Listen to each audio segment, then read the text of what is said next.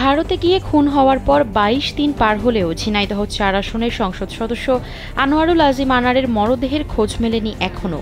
কলকাতার যে অ্যাপার্টমেন্টে তাকে হত্যা করা হয়েছে সেখানকার সেপটিক ট্যাঙ্ক থেকে কিছু মাংসের টুকরো উদ্ধার করা হয়, তবে সেগুলো সংসদ সদস্যের দেহের অংশ কিনা তা এখনও নিশ্চিত হওয়া যায়নি। ফলে এখন পর্যন্ত আনুষ্ঠানিক জানাজা কিংবা দাফন সম্ভব হয়নি। তাই আইনি সীমাবদ্ধতায় আসনটি শূন্য ঘোষণা করতে পারেনি সংসদ সচিবালয়। তা সত্ত্বেও আনারের আসনে আওয়ামী লীগের মনোনয়ন পেতে শুরু হয়ে গেছে দৌড়ঝাঁপ। এরই মধ্যে এই আসনটিতে সম্ভাব্য প্রতিদ্বন্দ্বী হিসেবে শোনা যাচ্ছে বেশ কয়েকজনের নাম। ক্ষমতাসীন দলের বিভিন্ন পর্যায়ের বেশ কয়েকজন নেতা নানা কৌশলে প্রার্থিতা জানান দিচ্ছেন। 1 মিনিটে নগদ ইসলামিক অ্যাকাউন্ট খুলতে ডায়াল করুন *167#। টানা ৩ বারের এমপি আনোয়ারুল আজিম আনারের অনুপস্থিতিতে তার উত্তরসূরি কে হচ্ছেন তা নিয়ে এলাকাবাসীর মধ্যেও জল্পনা কল্পনার শেষ নেই।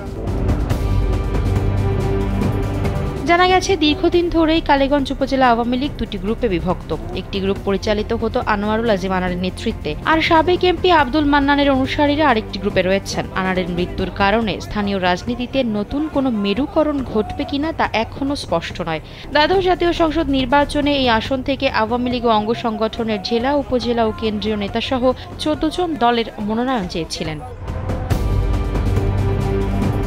জানা গেছে, উপনির্বাচন হলে কালীগঞ্জ উপজেলা পরিষদের সদ্য বিদায়ী চেয়ারম্যান এস.এম. জাহাঙ্গীর সিদ্দিকী ঠান্ডু দলের মনোনয়ন চাইবেন। অন্যদিকে সাবেক এমপি আব্দুল মান্নানের সহধর্মিণী শামীমা আরা মান্নান ও ছোট ভাই আব্দুর রশিদ খোকন নৌকার টিকিট চাইবেন। জেলা আওয়ামী লীগের সহসভাপতি ইসরাইল হোসেন ও উপজেলা আওয়ামী লীগের সাধারণ সম্পাদক আইয়ুব হোসেনও নৌকার মনোনয়ন চান। জেলা আওয়ামী লীগের সাধারণ সম্পাদক সাইদুল করিম মিন্টু পার্শ্ববর্তী ঝিনাইদহ ২ আসনের ভোটার হলেও এই আসনে উপনির্বাচনে দলের মনোনয়ন চাইবেন। সাবেক ছাত্রনেতা কাজী নাসিম আল মোমিন রূপক সহ আওয়ামী লীগের আরও বেশ কয়েকজন নেতা দলের মনোনয়ন চাইবেন বলে দলীয় সূত্রে জানা গেছে। অন্যদিকে সংসদ সদস্য আনোয়ারুল আজিম আনারের ছোট মেয়ে মুমতারিন ফেরদৌস ডরিনও নৌকার মনোনয়ন চাইবেন বলে এলাকায় গুঞ্জন রয়েছে। এদিকে ঝিনাইদহ জেলা আওয়ামী লীগের সভাপতি শফিকুল ইসলাম অপু জানান, সরকারের পক্ষ থেকে আনুষ্ঠানিকভাবে সংসদ সদস্য আনোয়ারুল আজিম আনারের মৃত্যু সনদ দেওয়ার আগে উপনির্বাচন নিয়ে মন্তব্য করা ঠিক হবে না। আনুষ্ঠানিক ঘোষণা এলে তারপর এই বিষয়ে কথা বলবেন বলে জানিয়েছেন।